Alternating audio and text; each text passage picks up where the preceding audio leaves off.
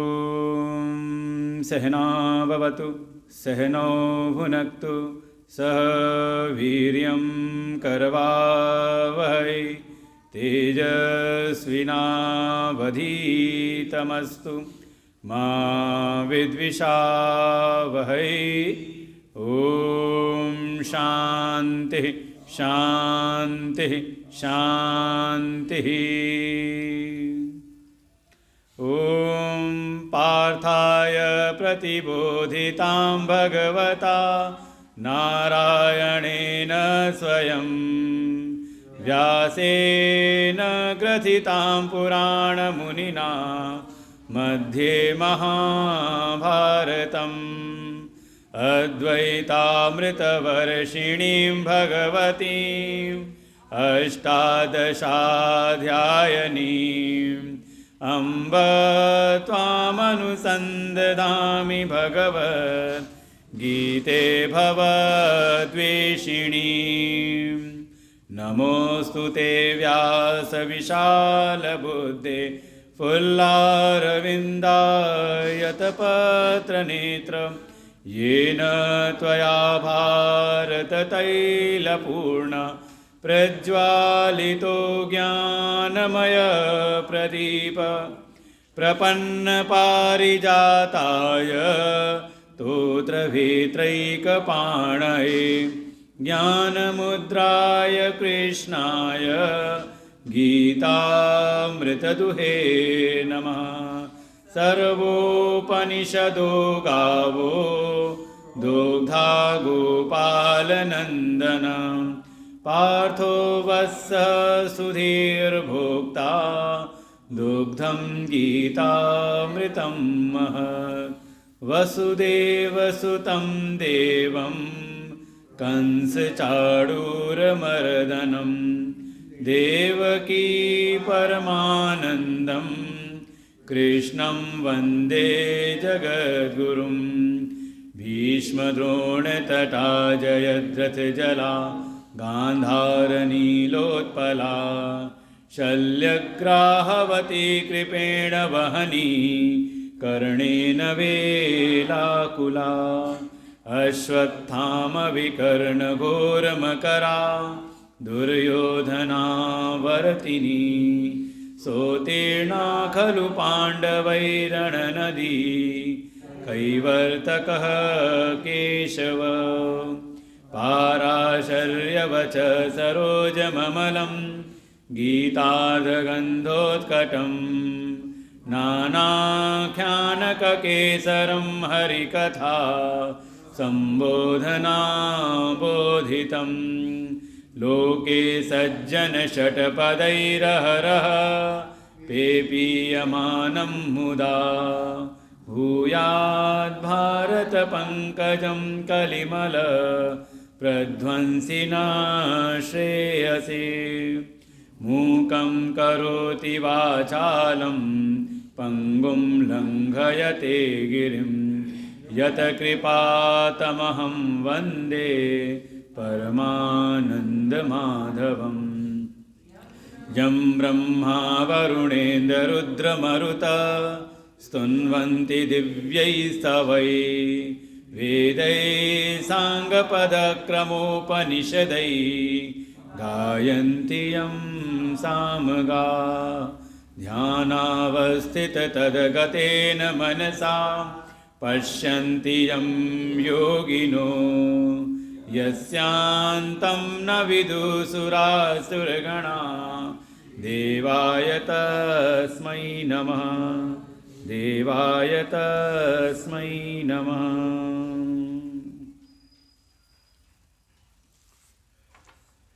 कल के 2 श्लोकों का पाठ करते हैं। पहले 2 श्लोक। अर्जुन उवाच ज्यायसि चेत् कर्मणस्ते मता बुद्धिर्जनार्दन तत्किं कर्मणि घोरे मां नियोजयसि केशव। व्यामिश्रेणेव वाक्येन बुद्धिं मोहयसीव मे तदेकं वद निश्चित्य येन श्रेयोऽहमाप्नुयाम्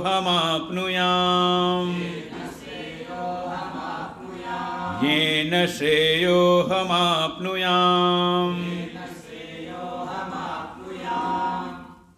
परमपिता परमेश्वर के चरणों में कोटि नमन। प्रातः स्मरणीय परम श्रद्धेय परम वंदनीय अनंत श्री विभूषित श्री सद्गुरुदेव भगवान के चरणों में कोटि नमन। पूज्य चरण स्वामी श्री राघवानंद जी को हृदय से नमन वंदन। आत्मीय अमृत चैतन्य जी एवं समस्त भगवत भक्त श्रद्धा भक्ति स्वरूपणी मातृशक्ति। बहुत ही सुंदर अमृत जी विवेचन कर रहे थे श्रीमद् भगवत गीता के पूरे प्रारूप का। आप थोड़ा ध्यान दें तो श्रीमद् भगवत गीता का जो प्रारंभ है वो विषाद से होता है और पहले अध्याय का नाम ही है अर्जुन विषाद योग। और इसका जो समापन है, विश्राम है श्रीमद् भगवत गीता का है वो है मोक्ष पर। इसलिए 18वें अध्याय का नाम है मोक्ष संन्यास योग। और हमारे पूज्यपाद गुरुदेव भगवान स्पष्ट कहते हैं, अगर श्रीमद् भगवत गीता के पूरे सार सर्वस्व को एक पंक्ति में धारण करना हो तो कह सकते हैं विषाद से मोक्ष तक की यात्रा का नाम है श्रीमद् भगवत गीता। ऐसे संसार में अगर किसी को दुख मिले और दुख की भी कह सकते हैं ऐसी अनवरत सप्लाई चल रही हो, देखिए हर दुख विषाद नहीं बनता। जीवन में कोई समस्या हो, परिस्थितियाँ थोड़ी प्रतिकूल हो जाएं और आप अपने बुद्धि विवेक से उसका समाधान कर लो तो वो दुख ज़्यादा गहनता की ओर नहीं जाता। लेकिन जीवन में बारंबार ऐसी प्रतिकूलताएं आती रहें जो आपकी आकांक्षाओं के भी परे हो, जो आप सोच भी ना सको, ऐसी प्रतिकूल से प्रतिकूल परिस्थितियां आएँ और जो भी आप उसका अपने बुद्धि विवेक सामर्थ्य से समाधान करो सब के सब निष्फल होते जाएं। तो जीवन में एक घटना ऐसी आती, बस लगता है कि अब सब सारा जीवन ही बेकार है। उसी को आप कह दो, कह देते हैं हाँ बड़े टेंशन में है, स्ट्रेस है, डिप्रेशन है, अवसाद है, और यहीं पे उसको कहा विषाद। तो पहला जो अध्याय है जिसमें अर्जुन ने अपने विषाद को प्रकट किया है, विषीदंतमिदं वाक्यम, ऐसे विषाद से जो ग्रस्त अर्जुन हो गए उनको भगवान ने उपदेश किया। देखें संसार में अगर कोई दुख में पड़ा हो और भगवत आश्रय में ना हो, देखें भगवान की भक्ति, ये जो अध्यात्म का मार्ग है कितना संबल देता है। संसार में अगर कोई व्यक्ति है दुख से घिरा हुआ हो तो वो दुख उसको विषाद की गहनता में ले जा कर के उसको कहीं ना कहीं डिप्रेशन इत्यादि मन की बीमारियों में उसको ऐसे घेर देता है और कहीं ना कहीं वो आत्महत्या करने को भी तैयार हो जाता है। भाई कोई भी मरना कोई नहीं चाहता। पहली बात, कोई भी यहाँ बैठा है कोई मरना नहीं चाहता। संसार में जो भी प्राणी आ गया, पूज्य गुरुदेव समझा रहे थे हम लोग को शिविर में कि 3 चीज़ें मूल चाह रहती हैं। जिसे पहली थी जिजीविषा, जिज्ञासा और बुभुत्सा। ये जिजीविषा ऐसी कि प्रत्येक प्राणी मतलब केवल मनुष्य ही नहीं, आप समझ लो स्थावर जंगम पेड़ों में भी कहीं पे आप घने अगर वाटिका आप लगा दो तो देखो सारे जो पेड़ हैं वो उनमें होड़ होती है ऊपर निकलने की, कि जो ऊपर निकलेगा उसको सूर्य का प्रकाश मिलेगा, वही जीवित रह पाएगा। और देखें बड़ा कोई वृक्ष हो जाए तो उसके नीचे फिर कोई और वनस्पति पनपती भी नहीं। सब में एक होड़ है जीवन जीने की इच्छा एक प्रबल एक मनुष्य लेकर के चलता है। तो कोई भी आसानी से मरना नहीं चाहता, लेकिन जब जीवन में प्रतिकूलताएं घेर लेती हैं, दुख घेर लेता है और संबल भगवान का ना हो, संबल किसी संत का ना हो, सत्संग का ना हो, तो उसके ही जीवन में फिर आत्महत्या जैसी घटनाएं घटित होती हैं और बड़ी आम है आज के जीवन में। देखें आप कल्पना नहीं कर सकते, आप कोई सामान्य व्यक्ति नहीं करते केवल आत्महत्या, धन से बिल्कुल परिपूर्ण हैं, केवल धन का बल ही नहीं, शासन सत्ता का भी जिनके पास सामर्थ्य है, उसके बाद भी लोग ऐसी घटनाएं घटित उनके जीवन में हुई जाती हैं। अर्जुन के जीवन में भी वो परिस्थिति आई है।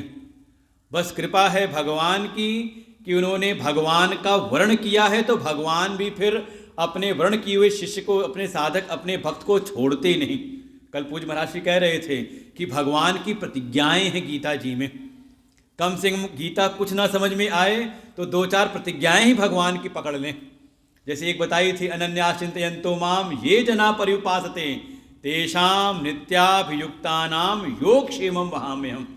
अगर कोई मेरा अनन्य भाव से कोई चिंतन करता है, मेरी शरण में रहता है, अनन्य भाव न अन्य, जिसकी दृष्टि में भगवान के आश्रय के अतिरिक्त कोई और संसार का आश्रय जिसको न दिखता हो, ऐसा कोई इस भाव से अगर भगवान की शरण में रहे तो भगवान कहते हैं उसके योग और क्षेम का वहन मैं करता हूं।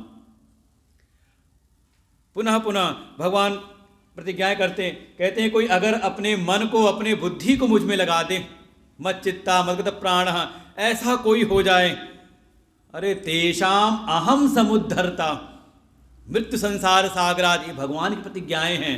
अगर कोई ऐसा अपने मन बुद्धि चित्त सब मुझ में लगा करके अपने कर्तव्यों का पालन करे तो उसका मैं उद्धार करने वाला स्वयं बनता हूं, स्वयं जाकर के उसका उद्धार करता हूं। किससे? का इस मरण धर्मा संसार से। ऐसी भगवान की बारंबार प्रतिज्ञाएं हैं। कम से कम गीता जी की इन प्रतिज्ञाओं को जो भगवान प्रतिज्ञाएं कर, अरे एक जगह तो प्रतिज्ञा ऐसी कि भगवान ने क्या कहा जाए, भगवान कहते अर्जुन से, कौन्तेह प्रतिजानीहि न मे भक्तः प्रणश्यति। हे अर्जुन, मेरी तरफ से तू प्रतिज्ञा कर ले कि मेरे भक्त का कभी नाश नहीं होगा।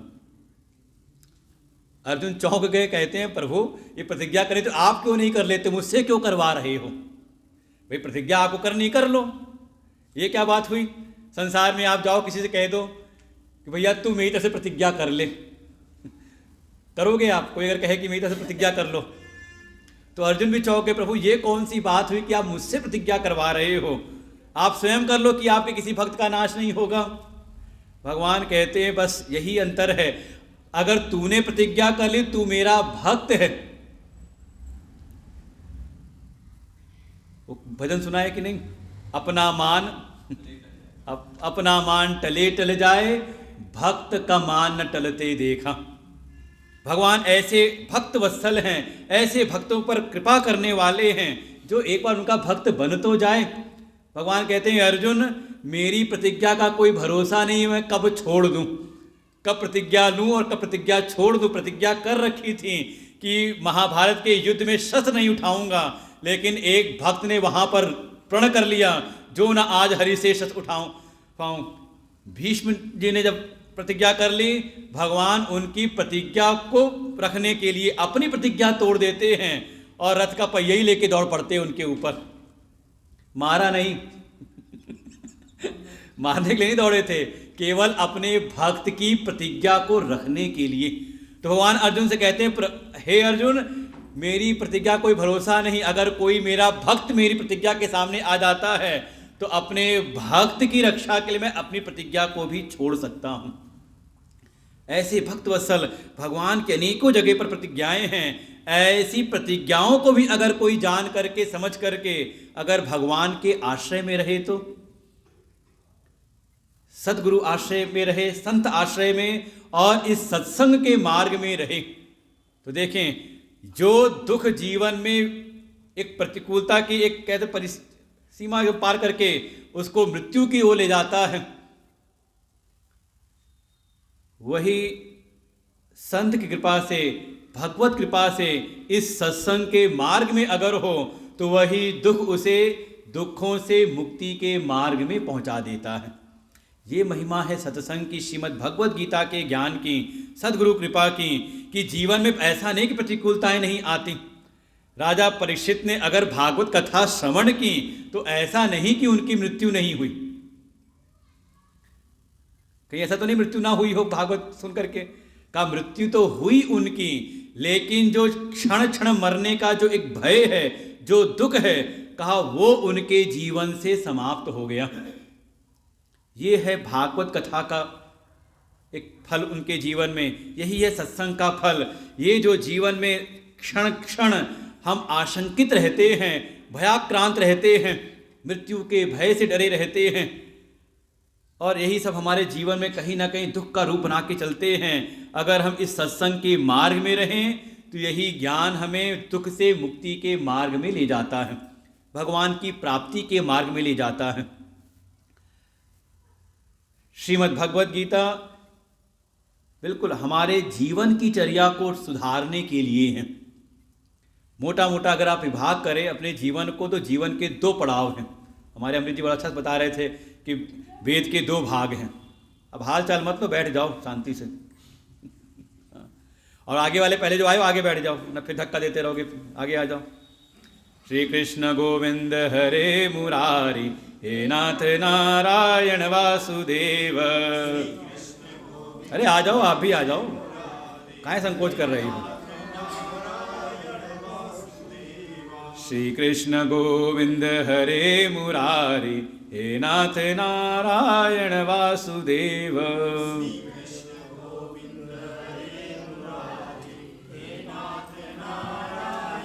अपने स्वभाव को समझ लो, भगवान बुलाएं, संत बुलाएं तो कोई नहीं आता, जब पीछे धक्का लगता है तब लोग चढ़ के आते हैं। लेकिन जैसे भी आए तो भगवान के मार्ग में। दुख भी हमें कहीं ना कहीं भगवान से जोड़ देता है, इसलिए कुंती माँ ने दुख मांगा, विपत्तियां मांगी। जैसा वर्णन कर रहे थे कि वेद के 2 विभाग हैं, एक कर्म का और एक ज्ञान का विभाग। वास्तव में जो वेद भगवान हैं, ये मनुष्य के जीवन को उत्कर्ष की ओर ले जाने के लिए, उस मानव जीवन में परम कल्याण की प्राप्ति कैसे हो, उसके लिए उपदेश कर रहे हैं, मार्गदर्शन कर रहे हैं। जो ये मनुष्य का जीवन है, इसके 2 विभाग आप कह सकते हो, एक पूर्वार्ध और दूसरा उत्तरार्ध। कैसे समझे पूर्वार्ध उत्तरार्ध? औसत आयु मनुष्य की मानी गई 100 वर्ष। पश्येम शरदशतम जीवेम शरदशतम, 100 वर्ष जीवन जीने की अपनी अभिलाषा करें। वेद भगवान कहते हैं स्वस्थ जीवन जीने की अभिलाषा करें। 100 वर्ष औसत आयु मानी गई। इसको मोटा मोटा अगर 20 से विभाग करें तो आप समझ लो 50 वर्ष पहले और 50 वर्ष बाद की। जो 50 वर्ष पहले का जो जीवन, उसको कहा गया पूर्वार्ध। जब जीवन में हल्का सा कम करो क्योंकि सब बंद है ना, तो आवाज़ किसी को।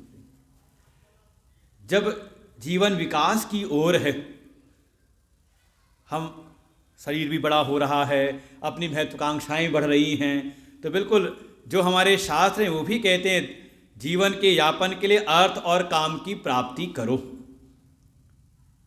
आधार हो अपने नैतिक कर्म, कर्मों को आधार बना करके अपने विकास की ओर आगे बढ़ो। जीवन का जब पूर्वार्ध है तो उसके लिए ही जब शुरुआत हो रही है जीवन की, जो भी अपने मन की जन्म जन्मांतर की जो भी वासनाएं हैं संसार के विषयों की, वेद भगवान भी कहते हैं बिल्कुल उसको पूरी करो, बस धर्म से युक्त हो करके। इसलिए 4 पुरुषार्थ सबसे पहले आता है धर्म। धर्म, अर्थ, काम और मोक्ष। तो अर्थ और काम को बीच में रखा है। जब पूर्वार्ध का जीवन हो तो धर्म पूर्वक पहले धर्म को समझो, धर्म के रहस्यों को जानो। और देखें गीता जी भी यही सिखाती हैं, इसलिए गीता जी का भी जो शुरुआत है वो धर्म से है।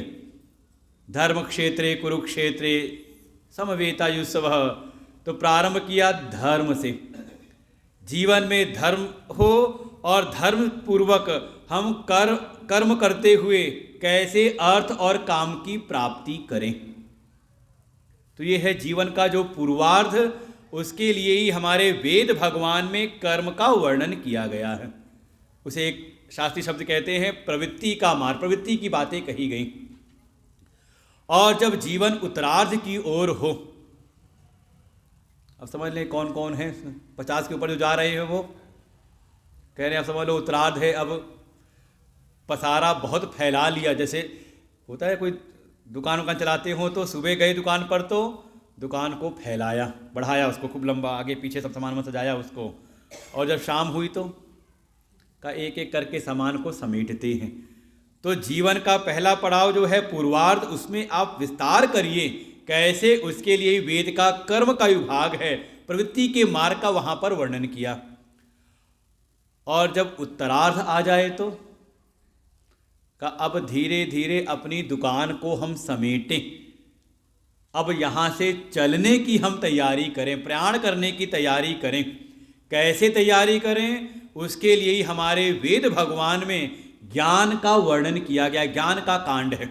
ये दो मोटे मोटे हैं, कर्म कांड जीवन के पूर्वार्ध के लिए और ज्ञान कांड जीवन के उत्तरार्ध के लिए। क्योंकि जो भी अपनी अतृप्त वासनाओं के साथ में ये शरीर को छोड़ता है उसको पुनः फिर इस संसार में आना पड़ता है। समझ लो यही है, आपकी श्वास पूरी हो गई, लेकिन ये जो मन की तृष्णाएं हैं, इच्छाएं हैं, वासनाएं हैं, कामनाएं हैं, अगर ये तृप्त नहीं हुई तो आपको पुनः पुनः इसी संसार में आना पड़ता है। इसीलिए ज्ञान कांड का जो विचार है हमारे वेद में वो यही है कि कैसे हम अपने मन की वासनाओं पर विजय प्राप्त करें, कैसे कामनाओं पर हम विजय प्राप्त करें, और वासना से रहित होकर के, कामना से रहित होकर के अपने उस परम स्वरूप का हम बोध प्राप्त करें जो परम पूर्ण सत्य है, जिससे परे कुछ और है नहीं। और इस ज्ञान का प्राप्ति होते इस ज्ञान की का आपका मोक्ष हो जाता है। ऐसे ही श्रीमद् भगवद गीता में भी भगवान ने दो प्रकार के ज्ञान का, यहाँ पे दो प्रकार के विचारों का वर्णन किया है। और श्रीमद् भगवद गीता का जो भाष्य वहाँ प्रारंभ में ही कहा, द्विविधो ही वेदोक्तो धर्म प्रवृत्ति लक्षणम निवृत्ति लक्षणम च। जो हमारा वेदोक्त धर्म है, जो भी वेद में जो उपदेश हैं वो दो प्रकार के धर्म का वर्णन करते हैं, एक प्रवृत्ति रूपी धर्म और दूसरा निवृत्ति रूपी धर्म। आप उसको सरल शब्द में कह दें, एक गृहस्थ का मार्ग, मतलब प्रवृत्ति मतलब किसी कर्मों में प्रवृत्ति करना, कर्मों में जाना है, तो कहा गृहस्थ का धर्म, और निवृत्ति माने समझ लो संन्यास मार्ग वाले जो अब संन्यास की ओर आगे बढ़ रही हैं। दो ही प्रकार के लक्षण, दो प्रकार के धर्मों का प्रतिपादन हमारे वेद में है। उसी धर्म का ही सार रूप में भगवान ने अर्जुन को श्रीमद् भगवद गीता का उपदेश किया। जब अर्जुन के चित्त में विषाद आया, वो कल बताया था विषाद था, विषाद का कारण क्या था, का भीतर का मोह, और वो मोह के लक्षण भगवान ने अर्जुन की जो भी प्रतिक्रियाएं थी पहले अध्याय में और दूसरे अध्याय के 7 श्लोकों तक, अर्जुन के जो हाव भाव थे, अर्जुन का जो व्यवहार था, उससे भगवान भांप गए कि अर्जुन के भीतर मोह है। और देखें ये बड़ा, अपने मन को देख लें आप, जो मोह में पड़ा होता है वो मोह को स्वीकार नहीं करता कि मैं मोह में हूँ, वो यही कहता है हमें तो कोई मोह ममता किसी से भी नहीं है। सामान्य व्यवहार ऐसे ही करता है। कब पता चलता है, जब कोई प्रतिकूल परिस्थिति आती है तो वो मोह प्रकट होता है। ऐसी अर्जुन ने भी अपने मोह को स्वीकार नहीं किया।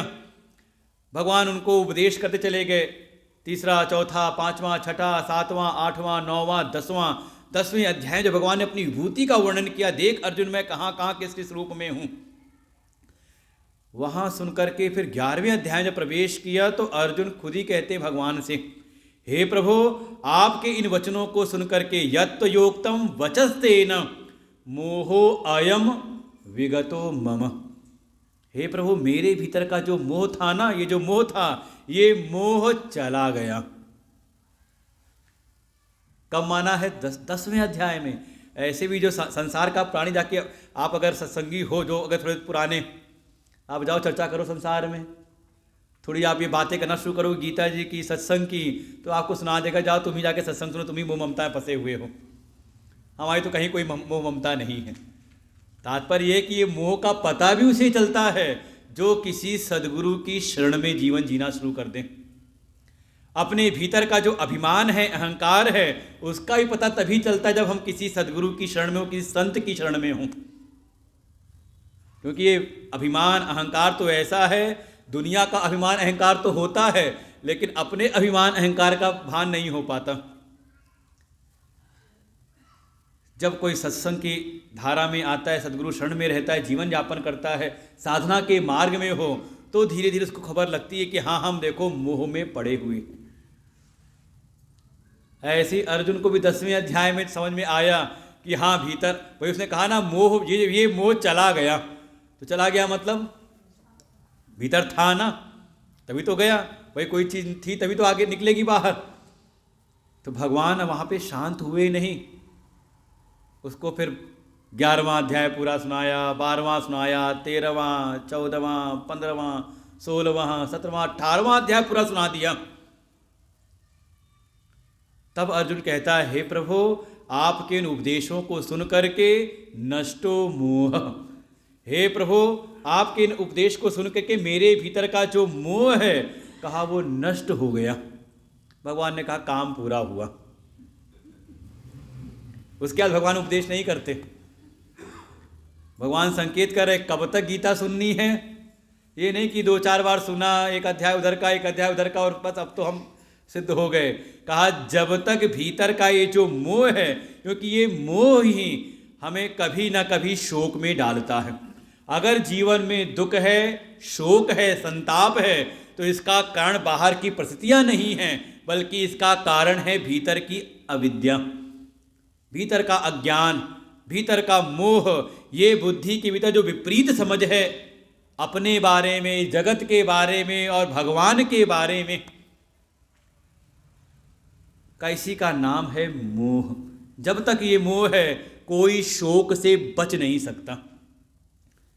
कहते हैं ना कि एक को लाओ दूसरा फ्री आता है, बाय 1 गेट 1। तो ऐसे ही शोक और मोह का भी जोड़ा है। अगर आप मोह को पकड़े रहोगे तो शोक कभी ना कभी आपको फ्री में मिलेगा, उसके साथ में आप बच नहीं सकते। और जिसको भी उस अपने स्वरूप का बोध हो गया तो तब कहेंगे तत्र को मोह कह शोक। कहा जिसने इस ज्ञान की प्राप्ति कर ली, कहा उसके जीवन में फिर कहाँ मोह कहाँ शोक, उसकी सारी संभावनाएं ही मिट जाती हैं।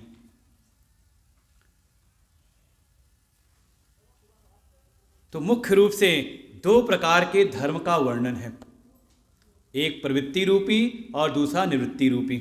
एक कर्म का मार्ग और एक समझ लें आप ज्ञान का मार्ग, संन्यास का मार्ग। जब अर्जुन दुख से ग्रसित हुए, भगवान की शरण में आए, विषाद से ग्रस्त होकर के, भगवान ने उनको सीधे दूसरे अध्याय में जीवन का चरम लक्ष्य दिखलाया। हे अर्जुन, जीवन का परम लक्ष्य है सांख्य योग की प्राप्ति, ज्ञान की प्राप्ति। अगर अपने विषाद से मुक्ति प्राप्त करनी है, दुखों की आत्यंतिक निवृत्ति करनी है, तो बाहर की परिस्थितियां संभालने से कुछ नहीं हो सकता। उपाय है अपने भीतर के मोह का नाश करो, अपने भीतर के इस अज्ञान का, इस अविद्या का नाश करो, और वो होगा केवल और केवल आत्मज्ञान के द्वारा, ब्रह्म विद्या के द्वारा। उसी को भगवान ने एक लक्ष्य के रूप में दिखाया कि एक ब्राह्मी स्थिति है, हे अर्जुन तुम इसको प्राप्त करो। और जैसा अमृत बता रहे थे बिल्कुल ठीक, लगभग 20 श्लोकों में आत्मज्ञान का वर्णन किया है। 11वें अध्याय तक तो 11वें अध्याय से तो भगवान ने 11वें श्लोक से तो भगवान ने अपना उपदेश शुरू किया। 10 श्लोक से तो भूमिका बनी दूसरे अध्याय की। 11वें से शुरू करते हुए लगभग 20 श्लोकों में भगवान ने बिल्कुल आत्मज्ञान का ही, आत्मा कैसी है, आत्मस्वरूप का वर्णन किया। उसके बाद कुछ श्लोकों में फिर स्वधर्म का वर्णन किया है, और वर्णन करते करते लगभग 38वें श्लोक तक वर्णन किया इस ज्ञान का, सांख्य योग का। और उसके तुरंत बाद भगवान विषय को बदलते हैं। पहले तो सांख्य योग का वर्णन करते हुए सांख्य योग की महिमा बताई कि बिना सांख्य योग के, बिना इस ज्ञान की प्राप्ति किए का जीवन से दुखों का से छुटकारा नहीं मिलता। आप बाहर की चाहे जितनी भी व्यवस्थाएं बना लो, जितनी भी उपलब्धियां प्राप्त कर लो, का ये दुख को दूर नहीं कर सकती। ये अपना अनुभव होगा सभी को। आप जो जो कल्पना करते गए, वो व्यवस्था बनाते चले गए, लेकिन दुख मिट गया। अरे कुछ नहीं, आप इतना सा कुछ बनाओ और बगल वाला थोड़ा इससे ऊपर निकल जाए जरा सा, का वही दुख का कारण बन जाता है। और संसार का तो एक स्वभाव बन गया का कोई अपने दुख से दुखी नहीं है, का दूसरा सुखी क्यों हो, सुखी क्यों है, का उसी से दुखी हो जाता है। उसको ज़्यादा क्यों मिल गया, ये आगे कैसे बढ़ गया, है तो नहीं ऐसा। कहा बाहर की उपलब्धियां केवल साधन आपको बना सकती हैं, लेकिन जो भीतर का दुख है का इसकी निवृत्ति केवल और केवल ज्ञान से ही है। भगवान ने स्पष्ट रूप से निश्चय करा दिया अर्जुन को दूसरे अध्याय के प्रारंभ में 38 श्लोकों तक, इस सांख्य योग की प्राप्ति करो, और उसके बाद तुरंत विषय को बदलते हैं और खुद कहते हैं ऐशा तेह भीता सांख्ये बुद्धि योगे तू इमाम शृणु। हे अर्जुन, यहां तक तो मैं तुझको सांख्य योग की बात कही, ज्ञान योग की बात कही, अब इसके बाद तू थोड़ा कर्म योग को भी सुन ले। और फिर कर्म योग की महिमा का वर्णन किया है। अरे इसका थोड़ा कोई भी इसका अनुष्ठान कर ले तो बड़े से बड़े भय से पार कराने वाला है कर्म का ये जो मार्ग है, कर्मयोग की जो बुद्धि है। नेहाभिक्रमनाशोस्ति प्रत्यवायो न विद्यते स्वल्पमप्यस्य धर्मस्य त्रायते महतो भयात। कहते हैं ये कर्मयोग की जो बुद्धि, अगर कोई थोड़ा बहुत भी स्वल्पमप्यस्य, स्वल्प मतलब अल्प से भी अल्प, अगर कोई थोड़ा सा अनुष्ठान इसका कर ले, जीवन में कर्मयोग को ले आए, कहा महतो भयात, बड़े से बड़े भय से बचाने वाला है। तो पहले तो ज्ञान योग की महिमा और उसके बाद पुनः फिर उपाय रूप में उसके कर्म योग की महिमा का वर्णन किया। वर्णन करते करते पुनः कर्म योग की परिणति, जो कर्मयोग की महिमा बता रहे थे, उसी के भीतर ही सूत्र आता है कर्मण्येवाधिकारस्ते मां फलेषु कदाचन मां कर्मफल हेतुर्भु माते संगोष अकर्मणि। कर्म की महिमा, ज्ञान की श्रेष्ठता बता करके फिर कर्म की महिमा बताई और अर्जुन से कहा अर्जुन तुझे कर्म ही करना चाहिए, योगस्था कुरु कर्माणि, बार बार। और कहते हुए फिर आखिरी में जब कर्म योग को जब विश्राम देते हैं उस विचार को, तो कहते हैं ये जो कर्म योग है ना, हे अर्जुन तेरे हृदय को शुद्ध कर देगा और शुद्ध करके तुझे इस संसार के विषयों से विरक्त कर देगा। देखिए हृदय की शुद्धि का परिणाम यही है, संसार में फिर रस बुद्धि न रह जाए। मन में आना चाहिए ना कि अगर हम साधना में लगे हुए हैं, भगवान की भक्ति में लगे हुए हैं, तो ये भक्ति सफल है कि नहीं। तो भक्ति की सफलता उससे नहीं कि आपको धन वैभव ऐश्वर्य कितना मिल रहा है, ठीक है अर्थवाद है, अर्थवाद के रूप में बता देते हैं जिससे कि थोड़ा आप इस कार्य में लगो। जैसे बच्चे को पढ़ाना हो तो खूब लालच देते हैं, पढ़ ले, अच्छे नंबर लाएगा तो ये दिला देंगे, वो मिल जाएगा तो उसको ऐसा होगा वैसा होगा, ऐसे ही सब सुनाते हैं। वास्तव में जो फल है भगवान की भक्ति का, उपासना का, साधना का, जो भी आप जप तप होम हवन यज्ञ व्रत नियम जो भी कर रहे हो, इसका परिणाम ये है कि आपका हृदय शुद्ध हो जाए, निर्मल हो जाए। और निर्मल हृदय की पहचान है उसमें संसार के विषयों की कोई उसमें वासना नहीं रह जाती। आप फ़ोन को बंद कर लें, फ़ोन चलाना मना है बिल्कुल, यहाँ पर फ़ोन को बंद कर लें। मैं पहले ही कह देता आप लोग लेट आए हो, कहना सत्संग सुने फिर, ये तो आने के द्वार भी हैं और जाने के द्वार भी वही हैं। ये कोचिंग सेंटर है ना, कल कहा था आलोक जी भी कहे थे आशा कोचिंग सेंटर, तो इस समय हमारी गीता की कोचिंग चल रही है और क्लास में मोबाइल सख्त मना है।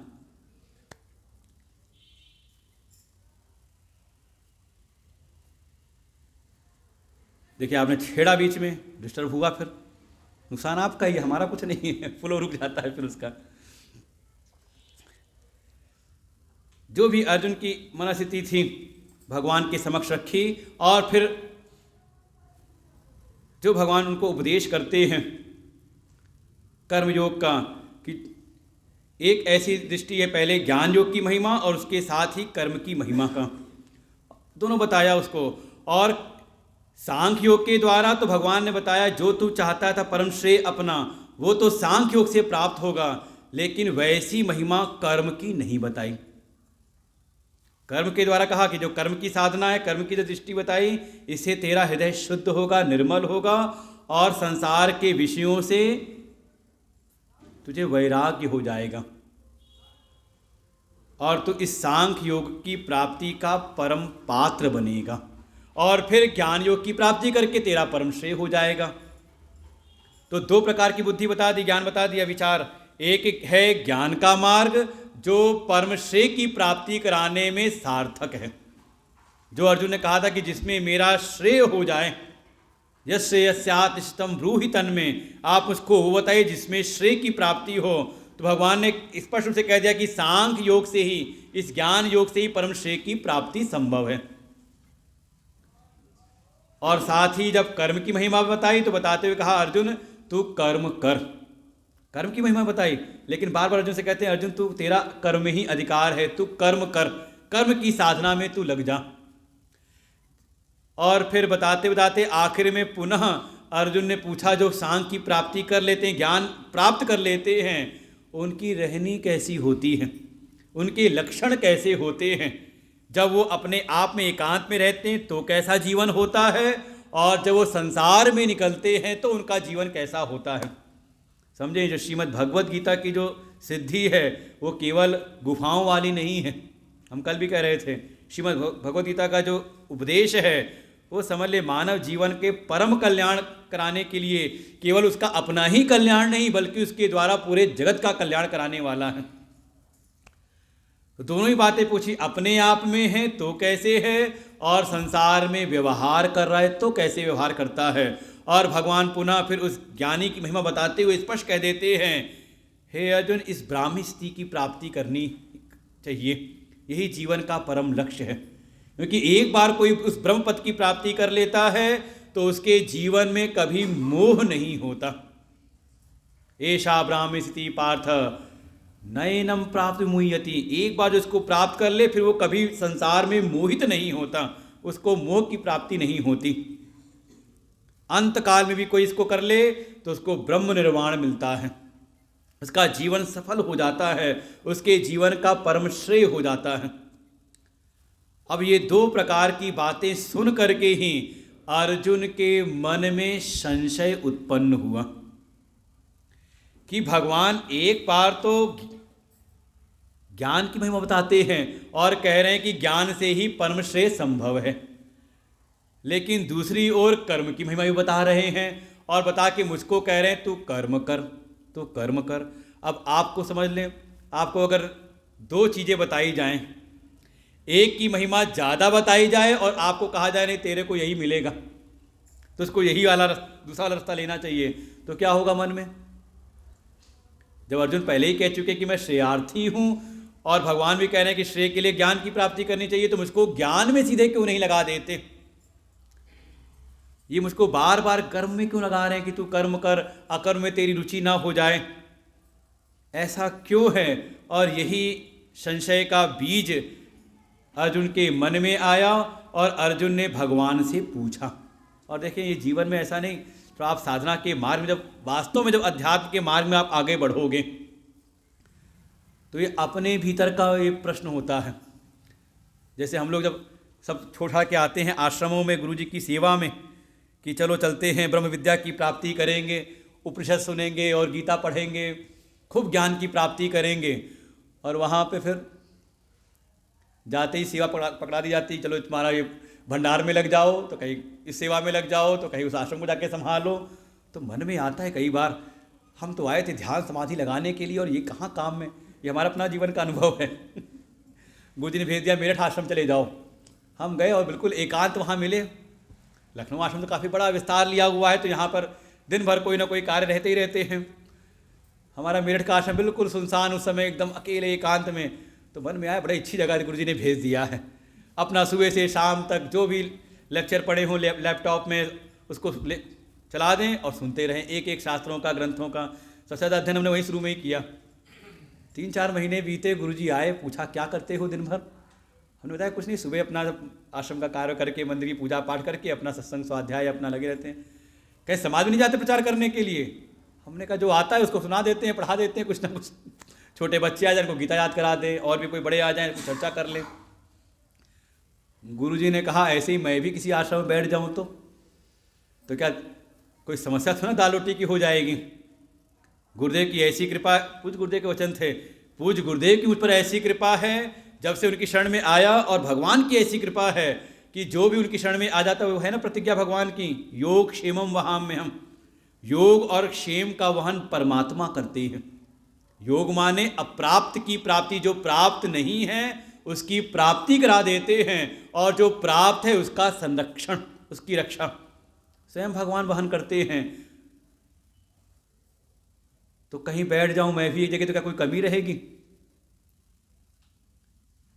लेकिन जैसे गुरुदेव बताया, जैसे हमारे गुरुदेव अगर समाज में न निकलते तो मेरा उद्धार कैसे होता? तो मन में आया हाँ सही बात है, गुरुजी अगर समाज में न निकलते तो हमारा कल्याण कैसे होता? तो उन्होंने कहा जाओ समाज में जाकर के प्रचार करो, स्वाध्याय सत्संग। और उसी के बाद लगभग हम पहुंचना शुरू हुए महाराज जी के पास में, अपना जाके सत्संग करें दिल्ली में, तो कहीं मेरठ में 1 दिन का, 2 दिन का, 3 दिन का, 1 सप्ताह का करते करते। तो एक बार तो लगता है कि आए थे ध्यान लगाने के लिए, निवृत्ति के मार्ग में आए थे ज्ञान की प्राप्ति करने के लिए, और गुरुजी बार बार देखो कोई ना कोई काम पकड़ा देते हैं, ये सेवा कराओ, ये सेवा कर लो, ये सेवा कर लो। तो देखें ये कहीं ना कहीं प्रश्न, अगर आप साधना के मार्ग में आगे बढ़ रहे हैं तो आपके जीवन में भी ये प्रश्न आएगा, और जब ये प्रश्न जीवन में स्वयं का आ जाए तो गीता आत्मसात होती है। अभी तो हम क्या एक इतिहास के रूप में, हाँ भगवान ने उपदेश किया था अर्जुन को, चलो हम भी सुन लेते हैं। एक तरफ ज्ञान की महिमा जिससे परम श्रेय जीवन कृतार्थ हो सकता है, जीवन का परम लक्ष्य की प्राप्ति हो सकती है, और दूसरी तरफ कर्म की महिमा बताते हुए अर्जुन को कर्म में लगाना। अर्जुन के मन में प्रश्न उत्पन्न हुआ, और कह सकते हैं इस बात को, ये हमारे अध्यात्म में आता है कि मुक्ति कैसे मिलेगी। तो बहुत सारे विभाग हैं, आप जहाँ जाओ वहाँ पे कोई अपनी बात बताना शुरू कर देगा। कोई कहेगा नहीं नहीं बिना सेवा के कैसे मुक्ति हो जाएगी, थोड़ा कर्म करो, समाज की सेवा करो तो ही कल्याण हो सकता है। कोई कहेगा नहीं बिना भगवान की भक्ति कैसे किए कैसे होगा, थोड़ा पूजा पाठ तो करो, भगवान की भक्ति तो करो, भजन तो करो। और कोई कहेगा नहीं बिना ज्ञान के, हम ही कह रहे हैं रोज बिना ज्ञान के मुक्ति नहीं। लेकिन समझें, स्वयं भगवान अपनी प्राप्ति का रास्ता बता रहे हैं, इसलिए प्रमाण क्या है? संसार की बातें नहीं, बल्कि जिनकी हम प्राप्ति करना चाह रहे हैं उनकी ही बातें प्रमाण हैं। स्वयं भगवान इस बात को कह रहे हैं, कैसे भगवत प्राप्ति हो, कैसे मोक्ष की प्राप्ति हो। अर्जुन के मन में जो प्रश्न आया, अर्जुन ने सीधे पूछ लिया भगवान से। इसलिए कभी विचार मत लाना कि हाँ मत इस सुनने के बाद कि ज्ञान से मुक्ति होगी कि कर्म से मुक्ति होगी, क्योंकि स्वयं जैसा भगवान ने उपदेश किया अर्जुन ने वैसा ही प्रश्न किया है। और भगवान इस प्रश्न का जो पहले श्लोक में अर्जुन ने बोला उसका खंडन नहीं किया, बिल्कुल उसको स्वीकार किया है। जो अगले श्लोक में कहते हैं अर्जुन, उसका भगवान फिर उत्तर देना शुरू करेंगे। तो अर्जुन ने पूछा, एक बार श्लोक फिर पुनः पढ़ते हैं, पहला श्लोक। जायसी चेत कर्मणस्ते मता बुद्धिर्जनार्दन तत्किं कर्मणि घोरे मां नियोजयसि केशव व्यामिश्रेणेव वाक्येन बुद्धिं मोहयसीव मे तदेकं वद निश्चित्य येन श्रेयोऽहमाप्नुयाम्। अर्जुन भगवान से कहते हैं, हे प्रभो कर्मणः बुद्धि जायसी चेत। हे प्रभो यदि, चेत माने यदि कर्म से बुद्धि अर्थात ज्ञान का मार्ग अगर श्रेष्ठ है, जायसी श्रेष्ठ है, ज्येष्ठ है, बड़ा है आपके मत में, ते मता आपके मत में, तो हे जनार्दन संबोधन बड़ा अच्छा दिया भगवान का। अरे प्रभु, आप तो अपने जो जन हैं उनके कष्टों का मर्दन करने वाले हैं, उसका नाश करने वाले हैं, थोड़ा मेरा भी तो ख्याल रखो। आप मुझको क्यों कष्टों में डाल रहे हो? मेरे भीतर का भी जो कष्ट है, जिस कष्ट को मैं लेकर के आपके शरण में आया हूं, मेरे भी तो कष्ट का आप निवारण करो। कि जब आप कह रहे हो कि कर्म से ज्ञान श्रेष्ठ है, तो फिर क्यों आप मुझको क्यों लगा रहे हो कर्म में? और कर्म भी कैसे? घोरे कर्मणि माम नियोजसी। फिर आप मुझको घोर कर्म में क्यों लगा रहे हैं? घोर कर्म भी कोई ऐसा नहीं कि किसी की सेवा करनी हो, कोई पूड़ी पराठा खिलाना हो किसी को। कैसा कर्म? हिंसा से युक्त कर्म। अरे हम मारना पीटना है सबको, ये युद्ध के जैसा ये हिंसक कर्म, आप इस कर्म में मुझको फिर क्यों लगा रहे हो? जब आप कह रहे हो ज्ञान का मार्ग श्रेष्ठ है, तो आपकी शरण में आया हूं। मैं पहले ही कह चुका हूं कि मुझको श्रेय की प्राप्ति करनी है, अब मुझको दुनियादारी की इच्छा नहीं है। तो सीधे आप मुझको ज्ञान दो ना, ज्ञान की कक्षा में आगे बढ़ा दो, मुझको ज्ञान की प्राप्ति करा दो। लेकिन आप बार बार मुझको ये क्यों कह रहे हो, हे अर्जुन तू कर्म कर, और कर्म भी ये हिंसा से युक्त युद्ध वाला कर्म, जैसे अर्जुन उलाहना दे रहे हूं। होता नहीं कई बार थोड़ा अगर मधुर संबंध हो आपस में तो व्यक्ति कटाक्ष करता है। तो यहाँ पे भी संबंध है अर्जुन का और भगवान का, साले बहनोई का संबंध है। तो भगवान भाष्यकर कहते हैं इति भगवत उपालंब इव कुर्वन, जैसे कोई उलाहना देता है कि आपने बातें तो बड़ी अच्छी कही, लेकिन ये क्या कर रहे हो? तो ऐसे जैसे भगवान को उलाहना देते हुए अर्जुन भगवान से कहते हैं कि हे प्रभु, ये जो आपने बातें कही बिल्कुल अच्छा आपने कहा होगा, लेकिन आप दो प्रकार से कह रहे हो। एक तरफ ज्ञान की जब महिमा कर रहे हो तो ज्ञान की महिमा बताना शुरू कर दिया आपने, इतनी महिमा बताई कि लगा कि बस यही सब कुछ है। और उसके बाद जब आपने कर्म की बात कही तो कर्म का भी इतना महिमा मंडन कर दिया कि लगा इसके बगैर कुछ संभव है नहीं। तो ये दो प्रकार की जो बातें आपने कही, और देखिए हमारा मन भ्रमित होता है। आप 10 जगह जाओ सत्संग सुनने के लिए, 10 जगह जाके चर्चा करो तो आपका मन भ्रमित होगा। कहीं किसी चीज़ की महिमा सुनने को मिलेगी, कहीं किसी चीज़ की महिमा सुनने को मिलेगी। और एक बार वृंदावन में पूज्यपाद उड़िया बाबा जी महाराज जी के आश्रम में, जो वहाँ कुछ एक भक्ति वाले थे, भक्त संप्रदाय जो पूजन पाठ करने वाले, मंदिर की सेवा करने वाले थे, उनमें और जो स्वाध्याय में बड़ी जिनकी रुचि थी, दोनों विवाद हो गया। और विवाद यही था कि ज्ञान का मार्ग बड़ा कि भक्ति का मार्ग बड़ा। कौन सा मार्ग बड़ा है, भक्ति का कि ज्ञान का? देखो दोनों आपस के बीच में से आ रहा है। जो कल भी सत्संग में तो उनको लग रहा है ज्ञान, कल से सुन रहे हैं ज्ञान की महिमा, भगवान भी कह रहे हैं ज्ञान श्रेष्ठ है, लेकिन दूसरी आवाज़ आई ना भक्ति। अरे वहाँ बड़ा विवाद हुआ, जब कोई समाधान नहीं निकला सब पहुँच गए बाबा के पास में। प्रिया बाबा जी बैठे हुए थे अपनी समाधि अवस्था में, जाके भक्त लोग पहुँचे, पूछा क्या हो गया? कहा बाबा हमारा समाधान कर दो, आप बताओ खुद। ये देखो सब विवाद कर रहे हैं, ये कहते हैं ज्ञान का मार्ग बड़ा है, ये कहते हैं भक्ति का मार्ग बड़ा है। और बड़े प्रत्युत्पन्नमति वाले थे, बिल्कुल तत्काल समाधान देते थे। जैसे ही पहुँचे, बताइए आप ज्ञान बड़ा कि भक्ति बड़ी? उन्होंने कहा बड़ी तो भक्ति है। अरे वाह, दिल खुश हो गया जितने भक्ति वाले थे, है कि नहीं? कहा बड़ी तो भक्ति है। वो जितने ज्ञान वाले थे बड़े मायूस हो गए। उन्होंने कहा आप तो बार बार कहते हो ज्ञान श्रेष्ठ है, जायसी श्रेष्ठ है, ज्ञान से बढ़कर कुछ है नहीं, बिना ज्ञान के मुक्ति नहीं। बाबा ने कहा हाँ वो बात भी ठीक है, लेकिन जहाँ बात है बड़े छोटे के, तो बड़ी तो भक्ति है, और जहाँ ज्ञान है वहाँ तो कोई छोटे बड़े का भेद ही नहीं है। तो ये कहीं ना कहीं हमारा मन भी भ्रमित होता है कौन से मार्ग में। अरे प्रभु श्री राम जब गए जंगल की ओर वनवास में, तो उनके मन में भी आया। तो भरद्वाज ऋषि से पूछते कि ही मग हम जाएं, किस मार्ग में हम जाएं? तो उन्होंने अपने सारे विद्यार्थियों से पूछा कौन रास्ता दिखाएगा? तो वहाँ 50 इकट्ठे आ गए, हम बताएंगे, हम रास्ता बताएंगे। तब उन्होंने 4 पटकों को, 4 विद्यार्थियों को छांटा उसमें से और आगे कर दिया, आप इनके पीछे पीछे जाओ।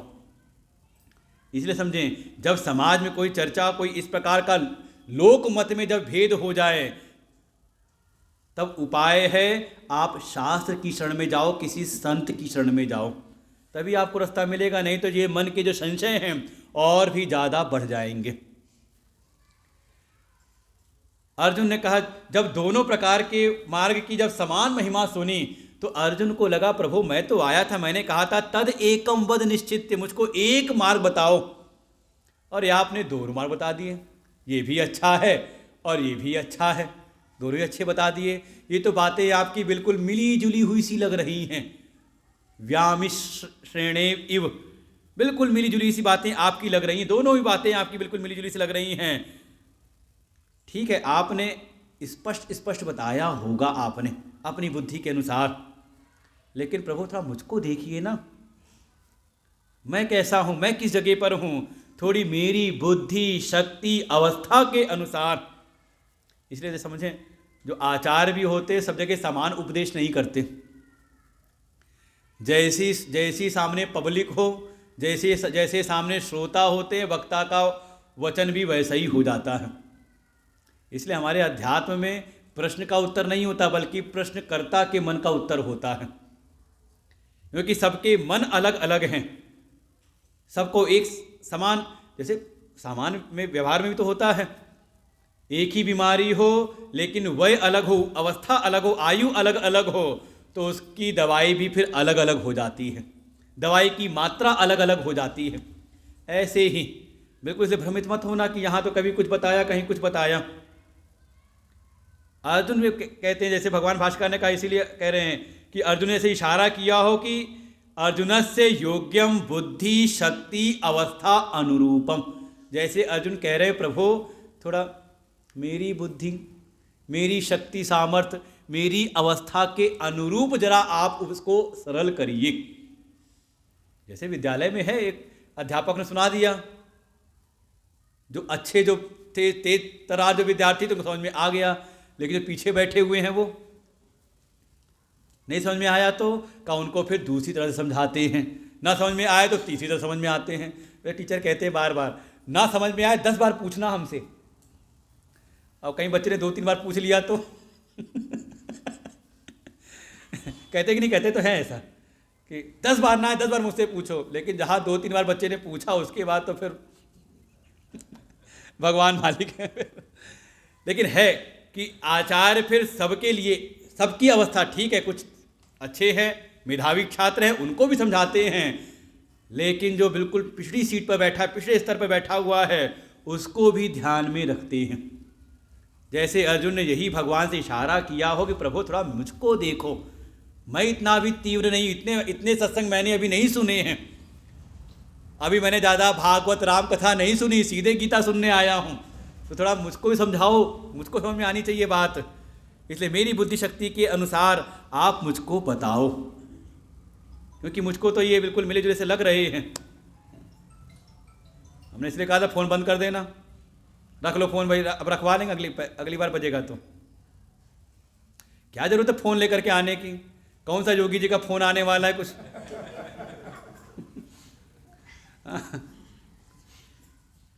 और क्या, कि कोई बिजनेस नुकसान होने वाला हो, योगी जी बुलाने वाले हो फ़ोन करके अभी कि हाँ कल फ़ोन, जितने पड़ोसी अड़ोसी आए हैं ना सब फ़ोन रख करके आना यहाँ।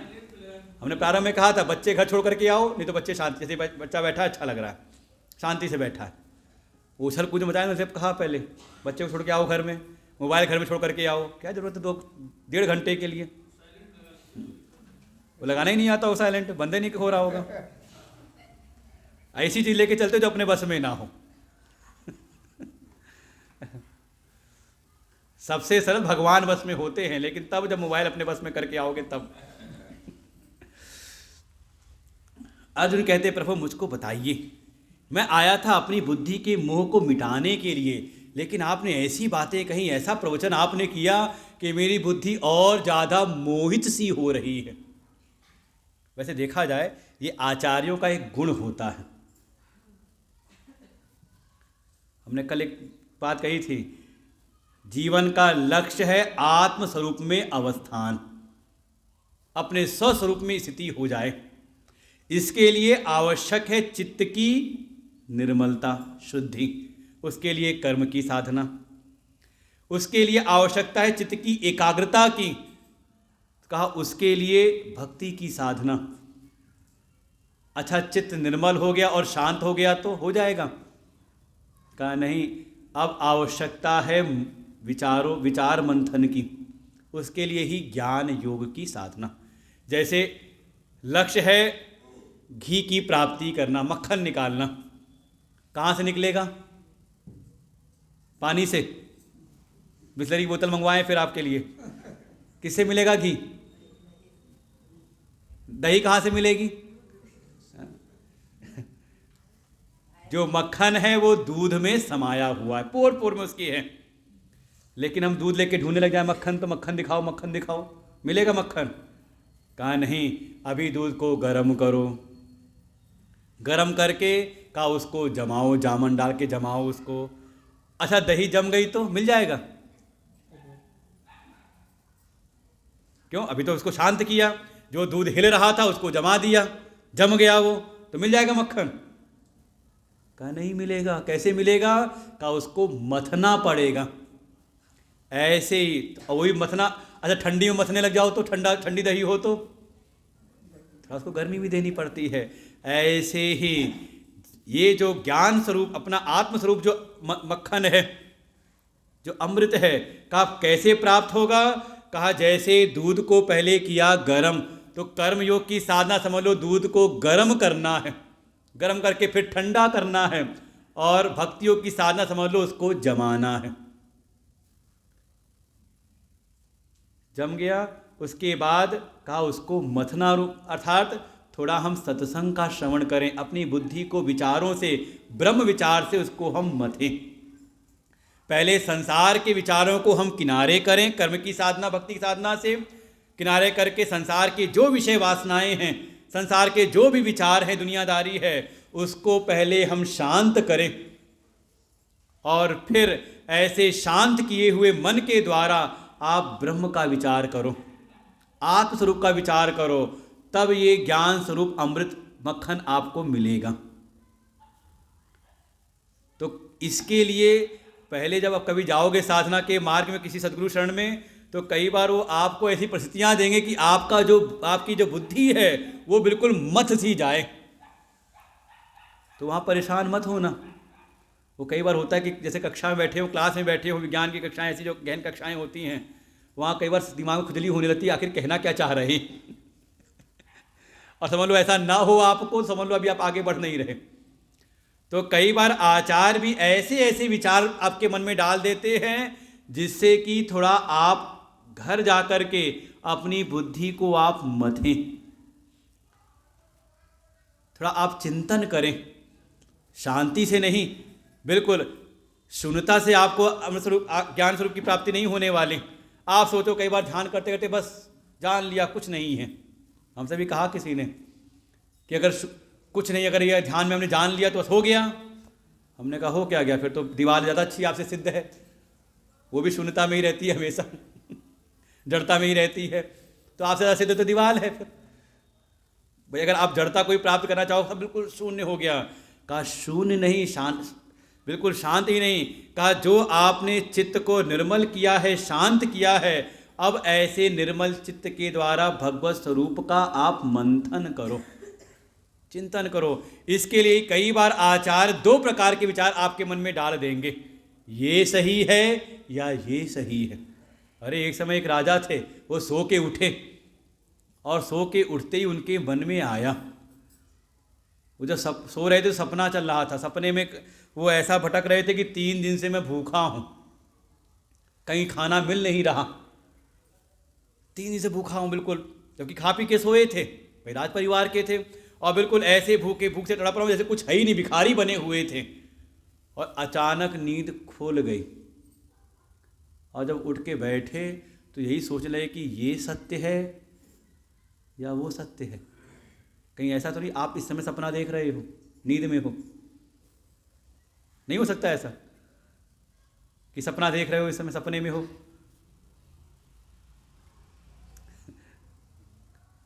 क्यों नहीं हो सकता ऐसा? आपको सब सच लग रहा है सबका सब, तो सपने में तो सच लगता है जब सपना देखते हो तो। सपने में अगर भूत मिल जाए सपने वाला तो कभी लगा सपने का भूत है, झूठा है। अच्छा सपने में खजाना मिल जाए तो बढ़िया, आपको सोने की असरफियों से मोहरों से भरा हुआ घड़ा मिल गया, अरे उस समय तो क्या हृदय की स्थिति होती, गदगद हो जाता है हृदय, बस कोई पड़ोसी देख ना जान ना पाए, बस छुपा के अपने घर में रख लो, धीरे धीरे एक कौड़ी निकालेंगे उसमें से। होता है कि नहीं होता है, सच लगता है कि नहीं।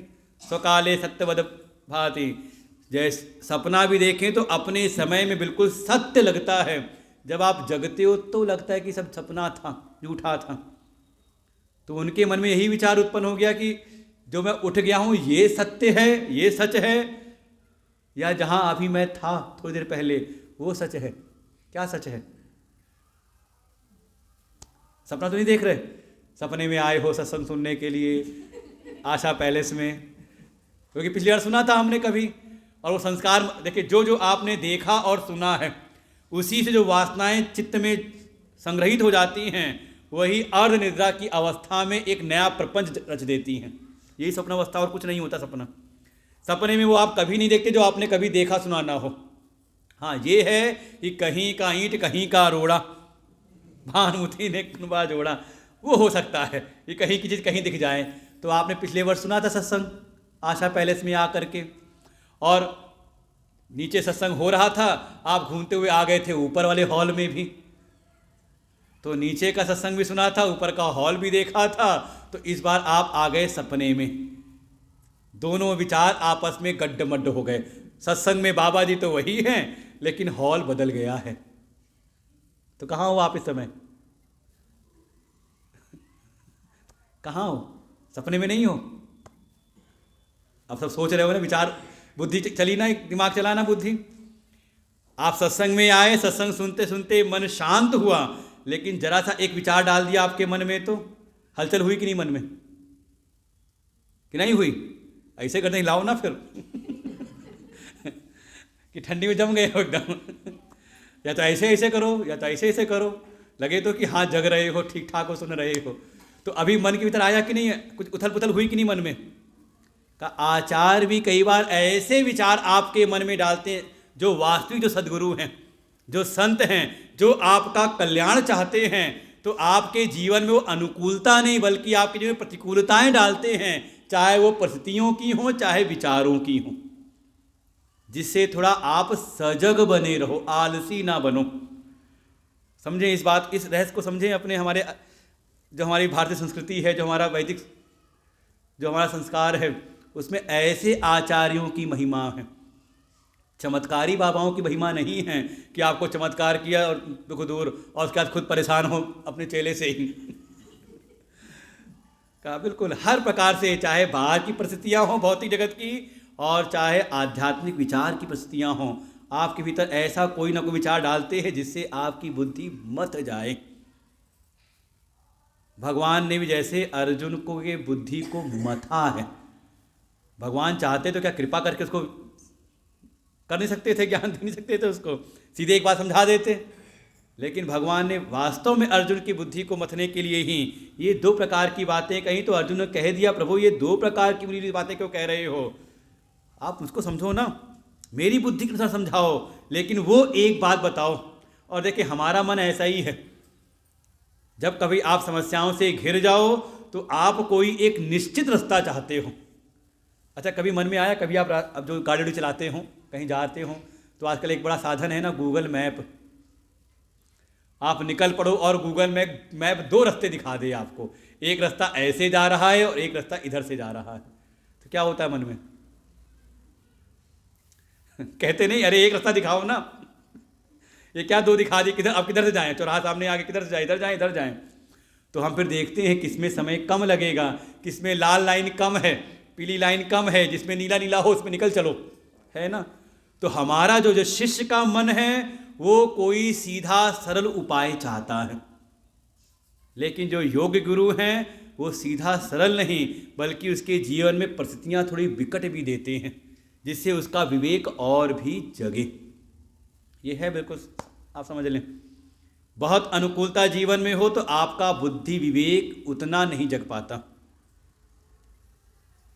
और थोड़ी जीवन प्रतिकूलताएं ज़्यादा हों तो, संघर्ष ज़्यादा हो तो देखें, एक अनुकूल जीवन जीने वाला और एक संघर्ष में जीवन जीने वाला है, दोनों की जो मानसिक स्थिति होगी, जो बौद्धिक स्थिति होगी, दोनों में बड़ा अंतर होगा। तो भगवान भी जैसे वही, लेकिन अर्जुन बार बार कहता है प्रभु तद एकम वद निश्चित्य, मुझको वो एक मार्ग निश्चित करके बता दो, येन श्रेयो अहम आपनुयाम, जिसमें मुझको श्रेय की प्राप्ति हो जाए।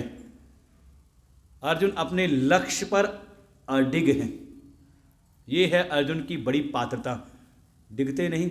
जैसे आप चले जाओ कठोपनिषद में, वेद में चले जाएं तो जब नचिकेता ने यमराज से जब प्रश्न पूछे हैं, 3 वरदान मिले थे, और जब वरदान में उन्होंने तीसरे वरदान में जब आत्मविद्या का प्रसंग पूछा है, अरे यमराज ने तो बिल्कुल उपहारों की झड़ी लगा दी है।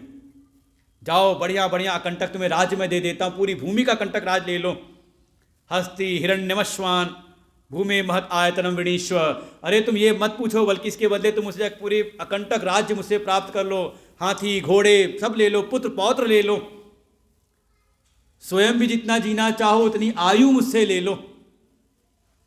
लेकिन नचिकेता बिल्कुल भी डिगते नहीं, कहते ये सब तो मुझको ऐसे ही मिल गया, आपकी शरण में मैं आ गया हूँ, जब तक आपकी शरण में हूँ कौन मुझको मार के ले जाएगा, मारेगा मुझको। बिल्कुल डिगते नहीं, कहते मुझको तो बस वही बताओ। ऐसे ही अर्जुन भी कहते हैं हे प्रभु मुझको वो एक मार्ग बताइए जिसमें मेरे जीवन का कल्याण हो। भगवान फिर उत्तर देना प्रारंभ करते हैं। 3रा श्लोक।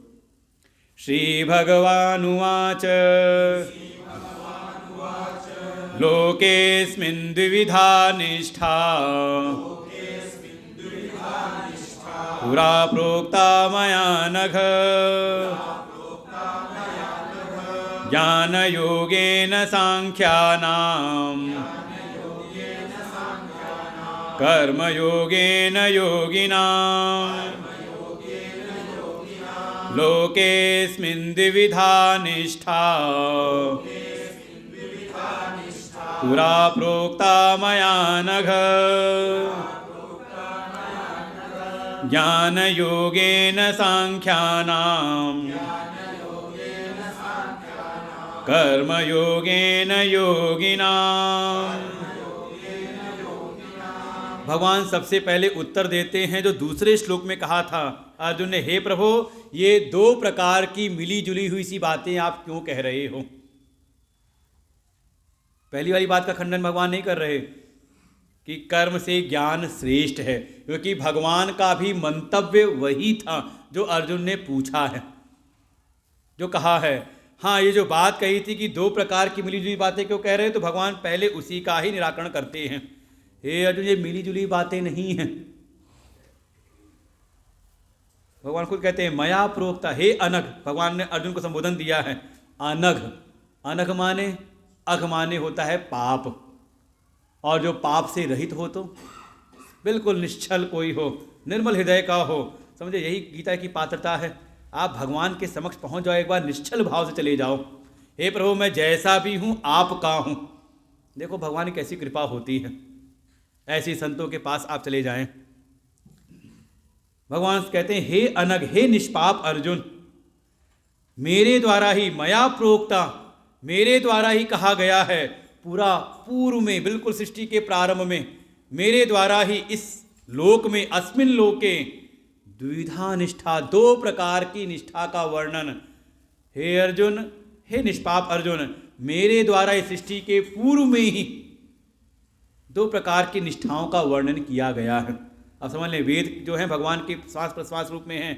कहा था ना वेद में 2 मार्ग हैं, एक कर्म का मार्ग और दूसरा ज्ञान का मार्ग, एक प्रवृत्ति का मार्ग और दूसरा निवृत्ति का मार्ग। भगवान के द्वारा ही ये वर्णित है, और कोई मिला जुला नहीं बल्कि अलग अलग कहा गया है। कैसे? ये अलगाव का आधार क्या है? कहा सामने जैसा पात्र है जैसा अधिकारी है। देखिए जो हमारे शास्त्र हैं और जो हमारे वेद हैं, वेदों के उपदेश में विरोधाभास नहीं है, विरोध नहीं है। आप कहते विरोध का आभास है, आभास कहते हैं जो ना होते हुए भी दिखाई दे, विरोध नहीं, विरोधाभास कह सकते हो आप। कहीं विरोध नहीं। कई बार आप पढ़ते हो कि शास्त्र में एक जगह ये कह दिया और अगले क्षण कुछ ये कह दिया, वो वास्तव में उसमें भी कोई विरोध नहीं है, बल्कि जिस समय जैसा अधिकारी है, अधिकारी के अनुरूप ही शास्त्र उपदेश करते हैं। भगवान वही कह रहे हैं, मेरे द्वारा ये दोनों प्रकार की निष्ठाओं का वर्णन किया गया है, दोनों प्रकार के मार्गों का वर्णन किया गया है। जहां ज्ञान योग का वर्णन है तो वहां पे सामने अधिकारी सांख्य योगी हैं, सांख्यों के लिए ज्ञान योग का वर्णन किया है, और कोई कर्मी हो, कर्म योगी हो तो उनके लिए कर्म योग का वर्णन मेरे द्वारा किया गया है। कर्म योगेन योगी नाम, जो कर्म के मार्ग में हैं उनके लिए वर्णन किया है। थोड़ा विस्तार किया हमारे भगवान भाष्यकार ने कि सांख्या नाम और योगी नाम था ना, तो सांख्या नाम को कहा कि सांख्या नाम का तात्पर्य क्या है, तो कहा ज्ञान योगेन ज्ञानम एव योग, ज्ञान योग अर्थात ज्ञान ही जो योग, जिसमें योग है उपाय रूप में है। किसके लिए, कहा सांख्या नाम। कौन है सांख्या नाम, तो कहते हैं आत्मा अनात्म विषय विवेक ज्ञानवताम ब्रह्मचर्य आश्रमात एव कृत संन्यासा नाम वेदांत विज्ञान सुनिश्चितार्था नाम परमहंस परिव्राजका नाम ब्रह्मणी एव अवस्थिता नाम निष्ठा प्रोक्ता। अब देखो दो प्रकार से आप कह सकते हो, हमारे यहाँ है 4 आश्रम व्यवस्था है ना, ब्रह्मचर्य कितने 25 साल, उसके बाद गृहस्थ आश्रम का, यहाँ तो चले जाते हैं, उसके बाद 50 के बाद अगली संख्या 50 की संख्या क्या आती है, मतलब कहाँ जाना है, का गो टू 1, 51, 52, 54, 57, 58, क्या कह रही है, कहा वन को जाओ, वानप्रस्थी हो जाओ। नहीं गए, क्यों नहीं गए, कहा उन 60 के बीच में बैठे रहे तो क्या संख्या है, कहा 60, फिर आप भी 60 आ जाओ, भाई जिसके बीच में रहोगे वैसे तो होगा। अब 50 की संख्या आ गई तो कहा 60 का 60 छोड़ो और चले जाओ किसी संत की शरण में। संख्या कह रही है वानप्रस्थ मतलब संत की शरण आप प्राप्त करो, थोड़ा स्वाध्याय, थोड़ी अपनी उपासना को आप बढ़ाओ, दुनियादारी से थोड़ा अपना किनारा करना शुरू करो, और फिर उसके बाद चले जाओ सारे संसार की विषय वासनाओं से संन्यास्त होकर के संन्यास आश्रम में प्रवेश करो। तो एक तो है थ्रू प्रॉपर चैनल, ब्रह्मचर्य आश्रम से गृहस्थ में, गृहस्थ से वानप्रस्थ में, और वानप्रस्थ से संन्यास आश्रम। ये हैं योगी नाम, कर्म के मार्ग, इसको कहा प्रवृत्ति का मार्ग। ऐसे जो साधक हैं, ठीक है, ब्रह्मचर्य आश्रम में गए, गुरु के कुल में गए, वहाँ गुरुकुल में जा करके जो भी धर्म का, नीति का जो भी ज्ञान था सब प्राप्त किया, हमने शिक्षा प्राप्त की, लेकिन अभी चित्त के भीतर पूर्व के कर्मों के फलस्वरूप जन जन्मांतर के जो विषयों के संस्कार बैठे हुए, विषयों की जो वासना बैठी हुई है, शास्त्र कहते हैं ठीक है वो वासनाएं हैं तो कोई बात नहीं, जो तुमने ज्ञान प्राप्त किया है उस ज्ञान को आधार बना करके धर्म से युक्त होकर के अपने इस गृहस्थ आश्रम में प्रवेश करो और अपनी उन वासनाओं को पूर्ण करो, अर्थ और काम की प्राप्ति करो। बस ये कि नैतिकता पूर्वक, ठग करके नहीं, किसी को शॉर्टकट रास्ते से नहीं, अपने परिश्रम से यद कर्मों ने अपने कर्म के द्वारा आप उसको प्राप्त करो। और फिर जब थोड़ा समझ में आ जाए कि संसार से तृप्ति मिलने वाली नहीं है तो वहीं से क्रमशः आप चले जाओ वानप्रस्थ, और फिर वहीं से संन्यास के मार्ग में, इस ज्ञान के मार्ग में। ऐसा नहीं कि कर्म के मार्ग में जा रहे हैं तो वहाँ पे ज्ञान की प्राप्ति नहीं करनी, लेकिन एक थ्रू प्रॉपर चैनल आप जा रहे हो अपनी पात्रता को तैयार करते हुए क्रमशः। लेकिन वहीं पर कोई ऐसा भी विद्यार्थी है गुरुकुल में जो ज्ञान की प्राप्ति तो कर रहा है अपने सहपाठियों के साथ में, लेकिन उसके चित्त में पूर्व की उपासनाओं के कारण, उसको कहते हैं कृतोपासक, पूर्व के जन्मों में जो उसने साधना की है, जो उसने स्वाध्याय किया है, जो उसने जप तप किया है, उसका परिणाम कि इस जन्म में ब्रह्मचर्य आश्रम में रहते हुए अपने सहपाठियों के बीच अध्ययन करते हुए भी उसके चित्त में संसार की वासना नहीं है। जैसी वासनाएं अन्य सहपाठियों में वैसी उसके भीतर वासना नहीं है, अब ज़्यादा संसार में जाने की उसकी इच्छा नहीं है।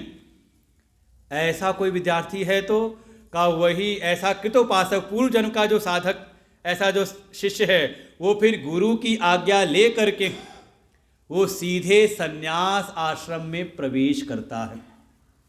इसको कहा यही है सांख्य योगी। वही कह रहे हैं तेन सांख्या नाम, कौन है?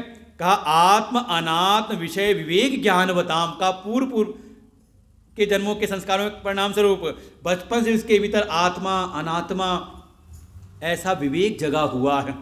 वो विचार करता है जगत क्या है, जीव क्या है, ये द्वैत क्या है, अद्वैत क्या है, आत्मा क्या है, मैं कौन हूँ, ये जगत क्या है। संसार की चिंता उसको उतनी ज़्यादा नहीं है, लेकिन इस बात की चर्चा उसके दिमाग में रहती है, मन में रहती है। तो ऐसा विवेक ज्ञान से युक्त वो साधक ब्रह्मचर्य आश्रम से ही कृत संन्यासा नाम, वो संन्यास लेकर के सीधे पहुंच जाता है संन्यास आश्रम में। और वहाँ पर आचार्य की कृपा से, आचार्य मुख से वेदांत विज्ञान सुनिश्चितार्था नाम, जो वेदांत विज्ञान है उसके निश्चित अर्थ का श्रवण करते हुए अपने भीतर धारण करता है और करते हुए ही उस पर ब्रह्म में ही अवस्थित हो जाता है। समझे? एक है थ्रू प्रॉपर चैनल, ब्रह्मचर्य आश्रम से गृहस्थ में, गृहस्थ से वानप्रस्थ, वानप्रस्थ से संन्यास का वो कौन हो गए? कहा वो कर्मयोगी। उनके लिए कर्मयोग की निष्ठा बताई गई कि अगर जीवन जी रहे हो तो कैसे जीवन जियो, कैसे कर्म को करो।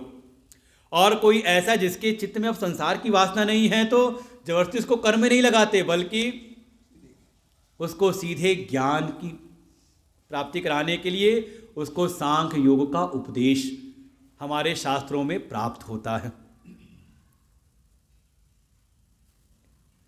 इसलिए मिलीजुली बात नहीं है, बल्कि सामने जैसा पात्र है, जैसा अधिकारी, जैसा शिष्य है का उसके अनुरूप ही भगवान कहते मैंने दोनों प्रकार की बातें कही हैं।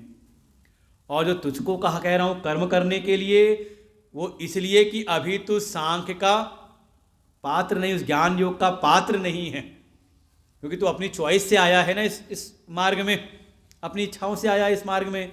तो अभी तुझे कर्म के ही मार्ग में लगना चाहिए। तो जो दो प्रश्न थे एक प्रकार से, आप समझो। पहले श्लोक में कहा था जब वो ज्ञान का मार्ग श्रेष्ठ है तो मुझको कर्म में क्यों लगाते हो, भगवान उसको भी नहीं छुआ। पहले उत्तर दिया कि जो कहा था दो प्रकार की बातें आप मिलीजुली हुई सी कह रहे हैं, मेरी बुद्धि को मोहित कर रही हैं बातें ये। भगवान ने उसका उत्तर दे दिया ये मिलीजुली नहीं, बिल्कुल अलग अलग है। एक ही व्यक्ति के द्वारा एक ही समय दोनों मार्गों का अनुष्ठान संभव नहीं है। जहाँ आप समझ लो बहुत सारे गहन विचार हैं कि ज्ञान से मुक्ति होगी कि कर्म से मुक्ति होगी कि दोनों का समुच्चय किया जाए, दोनों को साथ अनुष्ठान किया जाए तो मुक्ति होगी। तो उसमें भी आ जाएगा कि कैसे समुच्चय करें, ज्ञान को श्रेष्ठ रख करके, प्रधान रख करके कर्म को गौड़, या कर्म गौड़ प्रधान हो जाए, ज्ञान को गौड़ रखा जाए, कैसे, ये अलग अलग विचार हैं। तो कहा सह समुच्चय नहीं, सह समुच्चय संभव नहीं है, क्योंकि दोनों ही मार्ग के अधिकारी अलग अलग हैं। कठिन विषय है हमारे शास्त्रों के, कुछ प्रारंभ में सुन रहे हैं हम लोग, इसलिए बिल्कुल मिला जुला नहीं, अलग अलग करना है। तो क्या है, आप कैसे, अगर समुच्चय करना है तो भगवान का मंतव्य है क्रम समुच्चय करें। पहले कर्म की साधना के द्वारा अंतःकरण को आप शुद्ध करें, और जब चित्त अंतःकरण आपका शुद्ध निर्मल हो जाए, एकाग्र हो जाए, तो ज्ञान की प्राप्ति, ज्ञान में प्रवेश करें। लेकिन एक साथ नहीं, इसलिए मिला जुला हुआ नहीं है कि एक ही आदमी दोनों कर ले। जिस समय जैसी स्थिति है, जैसी परिस्थिति है, उसकी पात्रता के अनुसार ही भगवान कह रहे मैंने दोनों प्रकार की निष्ठाएं का वर्णन किया है। लेकिन तू अभी कर्म कर। क्यों कर्म में लगाया, क्यों कर्म कर, भगवान अब उसका उत्तर देते हैं चौथे श्लोक से। तो हम लोग कल सुनेंगे, आज यहीं पर विश्राम लेते हैं। और ध्यान रखें, धर्म हमारे वैदिक धर्म का में दो प्रकार के लक्षण धर्म है,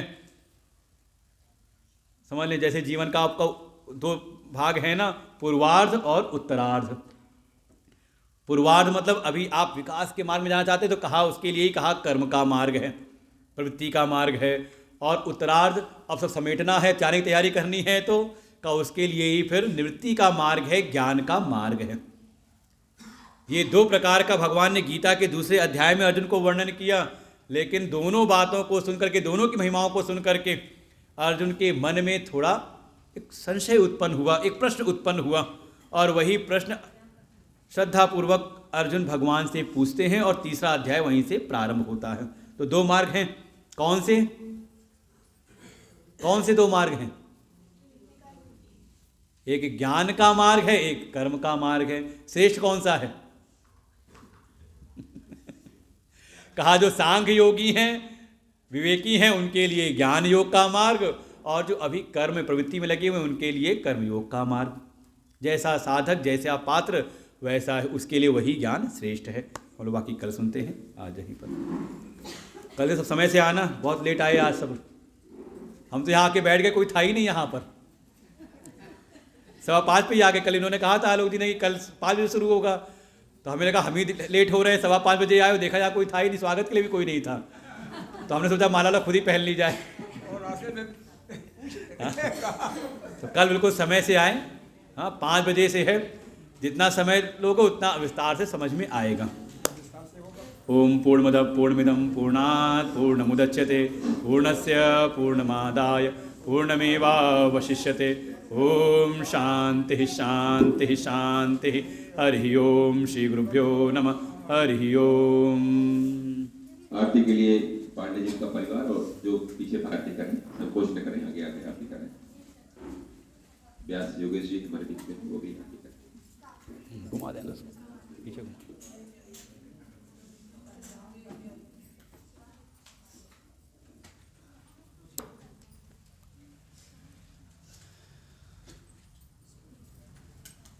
पीछे घुमा दो।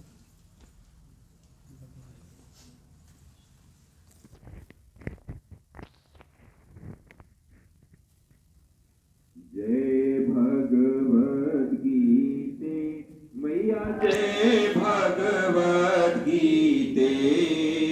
हरि कमल बिहारिणी, हरि कमल बिहारी, सुंदर सुपुनीते।